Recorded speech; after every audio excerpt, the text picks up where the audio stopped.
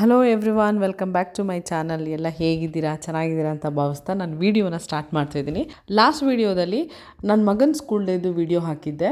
So ಈ ವಿಡಿಯೋದಲ್ಲಿ ನನ್ನ ಮಗನ ಸ್ಕೂಲ್ ಡೇ ಒಂದಿನ ಆಗಿತ್ತು, ನೆಕ್ಸ್ಟ್ ಡೇ ಚಿಕ್ಕವನ ವಿಡಿಯೋ ಸ್ಕೂಲ್ ಡೇ ಆಗಿತ್ತು. ಸೊ ಹಾಗಾಗಿ ಇವಾಗ ಚಿಕ್ಕವನ ಸ್ಕೂಲ್ ಡೇ ವಿಡಿಯೋ ಹಾಕ್ತಾ ಇದ್ದೀನಿ. ಅದರ ಜೊತೆಗೆ ಸ್ಕೂಲ್ ಡೇ ಎಲ್ಲ ಆದಮೇಲೆ ಒಂದಿನ ರಜಾ ಕೊಟ್ಟಿದ್ರು. ಆ ರಜದ ದಿನ ನಾವು ಮೈಸೂರಿಗೆ ವಿಸಿಟ್ ಮಾಡಿದ್ವಿ. ಸೊ ಮಕ್ಕಳನ್ನ ಬೇರೆ ಎಲ್ಲ ಪ್ಲೇಸಸ್ಗೂ ಕರ್ಕೊಂಡು ಹೋಗಿದ್ವಿ, ಝೂ ಕರ್ಕೊಂಡು ಹೋಗಿರಲಿಲ್ಲ. ಹಾಗಾಗಿ ಈ ಸಲ ಮಕ್ಕಳನ್ನ ಝೂ ಕರ್ಕೊಂಡು ಹೋಗಿದ್ವಿ.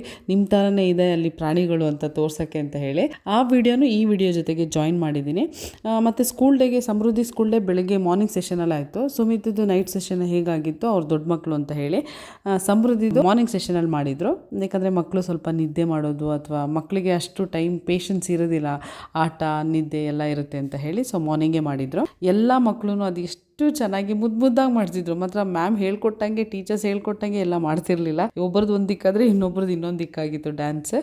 ಆದರೆ ಆ ದಿಕ್ಕು ಯಾವ್ಯಾವ ದಿಕ್ಕಲ್ಲಿ ಮಾಡಿರೋ ಡ್ಯಾನ್ಸಸ್ನೇ ನೋಡೋಕ್ಕೆ ನಮಗೆ ಅಷ್ಟು ಖುಷಿ ಆಗ್ತಿತ್ತು. ಮಕ್ಕಳು ಮಾಡೋದು ಹೆಂಗಂಗನೋ ಮಾಡ್ತಾಯಿದ್ರು, ಹೆಂಗಂಗನೋ ಮಾಡಿದ್ರು ತುಂಬ ಮುದ್ದಾಗಿ ಕಾಣಿಸ್ತಾ ಇದ್ರು. ಇವಾಗ ಬರ್ತಿರೋ ಡ್ಯಾನ್ಸ್ ನೋಡಿ ಸಮೃದ್ಧಿದು ಚಿಕ್ಕವಂದು. ಚಿಕ್ಕವ ಅಂತೂ ಟೀಚರ್ಸ್ ಹೇಳಿದ್ರಂತೆ ತುಂಬ ಜೋಶಲ್ಲಿ ಮಾಡಬೇಕು ಅಂತ ಹೇಳಿ. ಸೊ ಆ ಜೋಶನ್ನ ಮೇಂಟೈನ್ ಮಾಡೋಕ್ಕೋಸ್ಕರ ಅವ್ರು ಹೇಳಿದ್ಕಿಂತ ಎಕ್ಸ್ಟ್ರಾ ಜೋಶನ್ನ ಅಳವಡಿಸ್ಕೊಂಡು ತುಂಬ ಚೆನ್ನಾಗಿ ಮಾಡಿದ್ಲು. ಎಲ್ಲ ಮಕ್ಕಳನ್ನು ತುಂಬ ಚೆನ್ನಾಗಿ ಮಾಡಿದ್ರು. ಚಿಕ್ಕವ 2 ಪ್ರೋಗ್ರಾಮ್ಗೆ ಸೇರ್ಕೊಂಡಿದ್ಲು. ಒಂದು ಡ್ಯಾನ್ಸ್ ಪ್ರೋಗ್ರಾಮ್ಗೆ, ಇನ್ನೊಂದು ಸ್ಕಿಟ್ ಕಮ್ ಡ್ಯಾನ್ಸ್ ಆಗಿತ್ತು. ಸೊ ಅದಕ್ಕೋಸ್ಕರ ಈ ಡ್ಯಾನ್ಸ್ ಮುಗಿಸಿದ ತಕ್ಷಣ ಡ್ರೆಸ್ ಚೇಂಜ್ ಮಾಡಿ ಬೇರೆ ಪ್ರೋಗ್ರಾಮ್ಗೆ ರೆಡಿ ಆದ್ಲು. ಚಿಕ್ಕವಗೆ ಡ್ರೆಸ್ ಚೇಂಜ್ ಮಾಡೋಕ್ಕೆ ಅಂತ ಬ್ಯಾಕ್ ಸ್ಟೇಜ್ಗೆ ಹೋದಾಗ ಟೀಚರ್ಸ್ನ ನೋಡುವಾಗಂತೂ ತುಂಬಾ ಟೆನ್ಷನ್ ಆಗಿಬಿಡ್ತು. ಯಾಕಂದರೆ ಆ ಮಕ್ಕಳನ್ನ ಮೇಂಟೈನ್ ಮಾಡೋದು ಪಾಪ, ಆ ಮಕ್ಕಳಿಗೂ ಸಮೇತ ಬ್ಯಾಕ್ ಸ್ಟೇಜಲ್ಲಿ ಒಂದು TV ಇಟ್ಟು ಅವರಿಗೆ ಮಕ್ಕಳಿಗೆ ಆ ಫ್ರೆಂಡ್ಸ್ ಪರ್ಫಾರ್ಮೆನ್ಸ್ನೆಲ್ಲ ತೋರಿಸ್ತಾ ಇದ್ರು. ಮಕ್ಕಳನ್ನ ಮೇಂಟೈನ್ ಮಾಡೋದು ತುಂಬಾ ಕಷ್ಟ. ಹೇಳೋದು ತುಂಬ ಈಸಿ ಟೀಚರ್ಸ್ ಕೆಲಸ ಅಂತ ಹೇಳಿ, ಬಟ್ ತುಂಬ ಕಷ್ಟ ಇದೆ. ಯಾಕಂದರೆ ನಾವು ಮನೇಲಿ ಒಂದು ಮಕ್ಕಳನ್ನ ನೋಡ್ಕೊಳ್ಳೋದೇ ಕಷ್ಟ. ಅಂಥದ್ರಲ್ಲಿ ಅವ್ರ ಪಾಪ ಒಂದೊಂದು ಕ್ಲಾಸಲ್ಲಿ 40-45 ಮಕ್ಕಳು ಇರ್ತಾರೆ. ಆ ಮಕ್ಕಳನ್ನ ನೋಡಿಕೊಂಡು ಅವ್ರನ್ನ ಅಳೋದಾಗಿರ್ಬೋದು, ಆಟ ಆಡೋದಾಗಿರ್ಬೋದು, ಅವ್ರನ್ನ ಕೂರ್ಸೋದಾಗಿರ್ಬೋದು, ಹೇಳ್ಕೊಡೋದಾಗಿರ್ಬೋದು ತುಂಬಾ ಕಷ್ಟ ಇದೆ. ಮತ್ತು ಈ ಪ್ರೋಗ್ರಾಮ್ಸ್ ಅಂದರೆ ಇನ್ನೂ ಕಷ್ಟನೇ. ಯಾಕಂದರೆ ಒಂದೊಂದು ಮಕ್ಕಳು ಸ್ವಲ್ಪ ಪೇರೆಂಟ್ಸಿಗೆ ಅನ್ನೋ ಥರ ಇರ್ತಾರೆ, ಪೇರೆಂಟ್ಸ್ ಇರಲೇಬೇಕು ಜೊತೆಲಿ ಅನ್ನೋ ಥರ. ಆದ್ರೂ ಅವ್ರನ್ನೆಲ್ಲ ಮೇಂಟೈನ್ ಮಾಡಿಕೊಂಡು ಒಂದು ಪ್ರೋಗ್ರಾಮ್ ಮಾಡೋದು ತುಂಬ ಕಷ್ಟ ಇದೆ. ಅದನ್ನು ತುಂಬ ಸಕ್ಸಸ್ಫುಲ್ಲಾಗಿ ಮಾಡಿದರು. ಸೊ ಆ ಟೀಚರ್ಸ್ಗೂ ಒಂದು ಥ್ಯಾಂಕ್ ಯು. ಮತ್ತು ಮಕ್ಕಳು ಅದಕ್ಕೆ ಸಪೋರ್ಟ್ ಮಾಡಿದರು, ತುಂಬಾ ಚೆನ್ನಾಗಿ ಸಪೋರ್ಟ್ ಮಾಡಿದರು. ಮತ್ತು ಸ್ಕೂಲ್ ಡೇ ಎಲ್ಲ ತುಂಬಾ ಚೆನ್ನಾಗಾಯಿತು. ಸ್ಕೂಲ್ ಡೇ ಎಲ್ಲ ಮುಗಿಸ್ಕೊಂಡು ಮನೆಗೆ ಬಂದು ಸ್ವಲ್ಪ ರೆಸ್ಟ್ ಮಾಡಿ, ಪಪ್ಪ ಜಾತ್ರೆಗೆ ಅಂತೇಳಿ ನಮಗೆ ಮಕ್ಕಳಿಗೆಲ್ಲ ದುಡ್ಡು ಕೊಟ್ಟಿದ್ರು. ಸೊ ಹಾಗಾಗಿ ಶಾಪಿಂಗ್ ಮಾಡೋಣ ಅಂತೇಳಿ ಪೂಜಾ ನಾವು ಮಕ್ಕಳೆಲ್ಲ ಹೊರಟ್ವಿ. ನಾನು ನನ್ನ ಮಕ್ಕಳಿಗೆ ಮನೇಲಿ 50 ಸಲ ಹೇಳ್ಕೊಂಡು ಕರ್ಕೊಂಡು ಹೋಗ್ತೀನಿ, ಪ್ಲೀಸ್ ಹೊರಗಡೆ ಹೋದಾಗ ನಾನು ಮರ್ಯಾದೆ ತೆಗಿಬೇಡಿ, ಜಗಳ ಮಾಡಬೇಡಿ, ಏನು ಕೆಲಸಕ್ಕೆ ಹೋಗಿದ್ದೀವಿ ಆ ಕೆಲಸ ಮುಗಿಸ್ಕೊಂಡು ನೀಟಾಗಿ ಬರೋಣ ಅಂತ ಹೇಳ್ಕೊಂಡು ಕರ್ಕೊಂಡು ಹೋಗಿರ್ತೀನಿ. ಬಟ್ ಅದು ಅವ್ರಿಗೆ ಯಾವುದೇ ಕಾರಣಕ್ಕೂ ಆ ಕೆಲಸ ಮಾಡಲ್ಲ.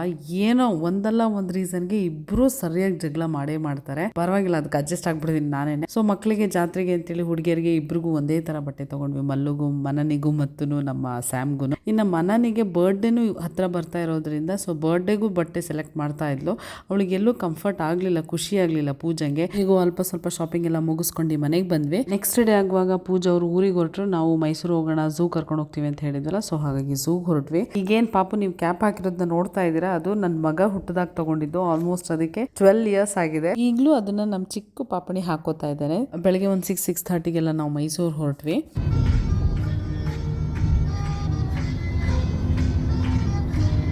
ಈ ಕಡೆ ತಿರ್ಕೊಂಡು ಮಾಡು.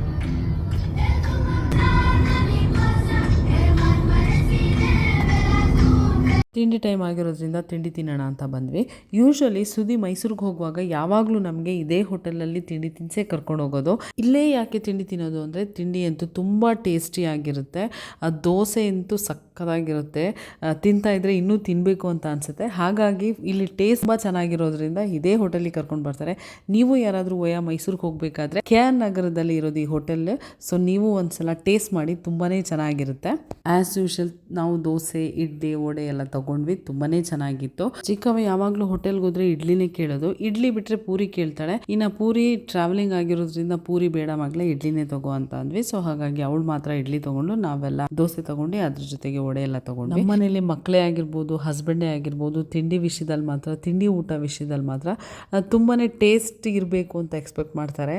ಸೊ ಟೇಸ್ಟ್ ಇಲ್ಲ ಅಂದರೆ ಸ್ವಲ್ಪ ಅವಾಯ್ಡೇ ಮಾಡಿಬಿಡ್ತಾರೆ. ಈ ತಿಂಡಿ ಬೇಡ ನನಗೆ, ಇದು ಇಷ್ಟ ಆಗಲಿಲ್ಲ ಅಂತ ಹೇಳಿ.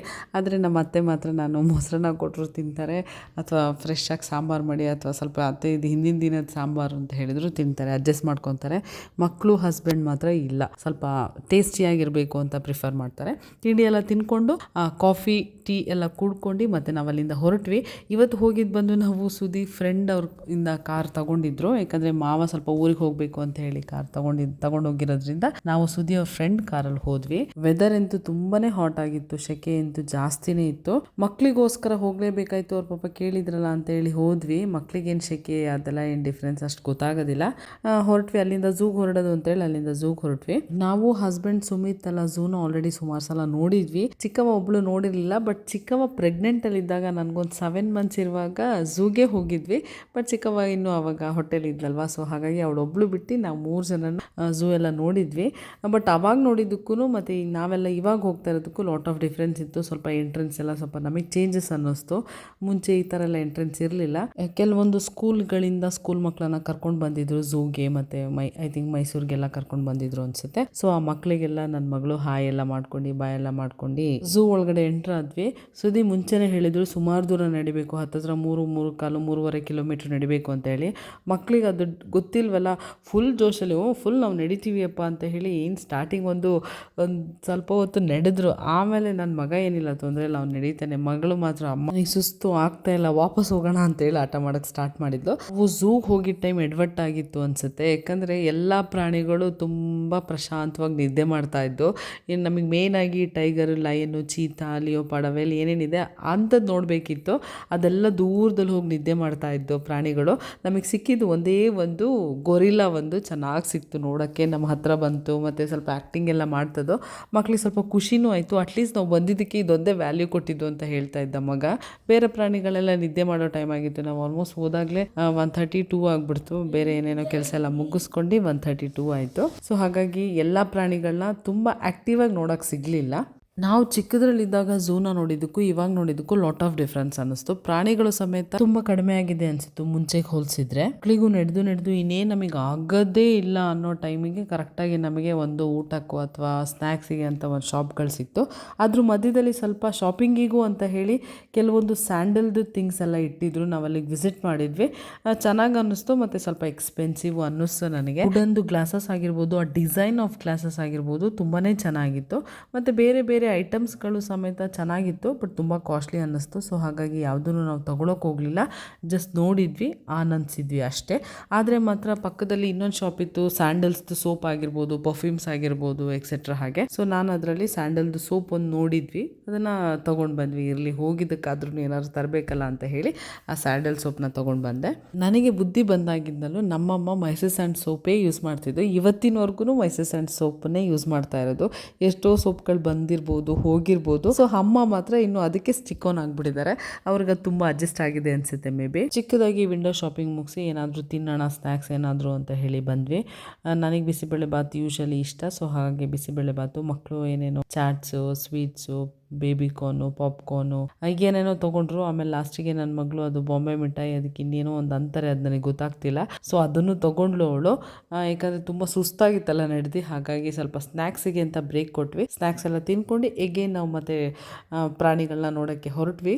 ಆ ಸ್ನ್ಯಾಕ್ಸ್ ಬ್ರೇಕಲ್ಲಿ ಒಬ್ಬರು ನಮ್ಮನ್ನು ಐಡೆಂಟಿಫೈ ಮಾಡಿ, ನಿಮ್ಮ ವೀಡಿಯೋಸ್ನ ನಾವು ನೋಡ್ತಿರ್ತೀವಿ, ನಿಮ್ಮ ಸಿಸ್ಟರ್ ವೀಡಿಯೋಸ್ನ ನಾವು ನೋಡ್ತಿರ್ತೀವಿ ಅಂತ ಹೇಳಿ ಅಪ್ರಿಷಿಯೇಟ್ ಮಾಡಿ, ತುಂಬ ಚೆನ್ನಾಗಿ ಬರುತ್ತೆ ವೀಡಿಯೋಸ್ ಅಂತ ಹೇಳಿದರು. ನಮಗೂ ತುಂಬಾ ಖುಷಿ ಆಯಿತು. Thank you so much. ಅವ್ರ ಜೊತೆ ಒಂದು ಫೋಟೋ ಮತ್ತು ಅವ್ರಿಗೊಂದು ಫೋಟೋ ತೊಗೊಂಡ್ರು. ಇನ್ನೇನು ಮುಗಿಸೋ ಹಂತಕ್ಕೆ ಬಂದ್ವಿ. ಮಕ್ಕಳಂತೂ ತುಂಬಾ ಖುಷಿ ಪಟ್ಟರು, ಚೆನ್ನಾಗಿದೆ ಅಂದರು. ಬಟ್ ಅದೇ ಥರ ಸುಸ್ತಾಯ್ತು ಕಣಮ್ಮ ಅಂತಲೂ ಅಂದರು, ಯಾಕಂದರೆ ತುಂಬ ದೂರ ನಡೆದ್ರಲ್ಲ ಮಕ್ಕಳು, ಯೂಶಲಿ ನಡೆದಿರಲ್ಲ. ಮಕ್ಕಳು ಜೊತೆಗೆ ನಮಗೂ ಒಳ್ಳೆ ರಿಫ್ರೆಶ್ಮೆಂಟ್ ಟೈಮ್ ಅಂತ ಅನ್ನಿಸ್ತು. ಮಕ್ಕಳು ಸುಸ್ತಾಗಿದ್ದು ನೋಡಿ ಸುದಿ ಐಸ್ ಕ್ರೀಮ್ ತಿನ್ನೋಣ ಅಂತ ಅಂದರು. ಮಕ್ಕಳು ಇಲ್ಲ ಅಂತ ಹೇಳ್ತಾರೆ. ಹ್ಞೂ ಸರಿ ಅಪ್ಪ ಅಂತೇಳಿ ಐಸ್ ಕ್ರೀಮ್ ತಿನ್ನೋಕ್ಕೆ ಅಲ್ಲೇ ಹೊರಟ್ವಿ. ಐಸ್ ಕ್ರೀಮ್ ಎಲ್ಲ ತೊಗೊಂಡ್ವಿ, ಯಾರ್ಯಾರಿಗೆ ಯಾವ್ದಾವ್ದು ಬೇಕು ಐಸ್ ಕ್ರೀಮ್ ಎಲ್ಲ ತೊಗೊಂಡ್ವಿ. ತುಂಬಾ ಚೆನ್ನಾಗಿತ್ತು. ಹಾಗೆ ಈ ವಿಡಿಯೋನ ಮುಗಿಸ್ತಾ ಇದ್ದೀನಿ.